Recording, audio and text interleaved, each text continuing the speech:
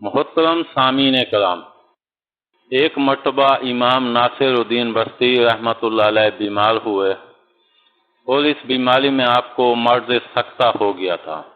آپ کے عزیز و اقارب نے آپ کو مردہ تصور کر کے غسل کرا کے اور کفن وغیرہ پہنا کر دفن کر دیا۔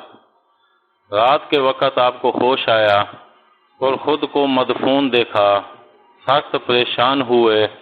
اس حیرت و پریشانی اور اضطراب میں آپ کو یاد آیا۔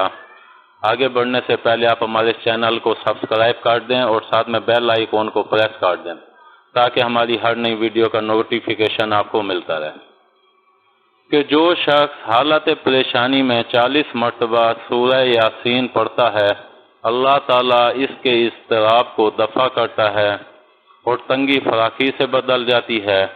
چنانچہ آپ نے سورہ یاسین پڑھنی شروع کی۔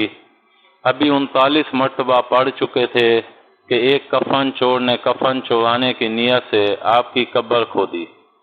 امام ناصر الدین نے اپنی فراست سے معلوم کیا کہ یہ کفن چور ہے۔ 40 مرتبہ آپ نے دھیمی آواز سے پڑھنا شروع کیا کہ دوسرا شخص چور سن نہ سکے۔ ادھر آپ نے 40ویں مرتبہ سورہ یاسین پڑھنا پورا کیا تو ادھر کفن چور بھی اپنا کام پورا کر چکا تھا۔ آپ اچانک اٹھ کر قبر سے باہر آئے۔ کفن چور اس قدر ڈرا کہ اس کا دل ہی پھٹ گیا اور وہ دنیا سے چل بسا۔ امام ناصر الدین کو خیال آیا کہ میں فوراً شہر چلا جاؤں تو لوگوں کو سخت پریشانی و حیرت ہوگی۔ بس آپ رات کو ہی شہر میں گئے اور ہر محلے کے دروازے کے آگے پکارنے لگے کہ میں ناصر الدین بستی ہوں، تم لوگوں نے مجھے سکتے کی حالت میں دیکھ کر غلط فہمی میں مردہ سمجھ کر دفن کر دیا تھا، میں زندہ ہوں۔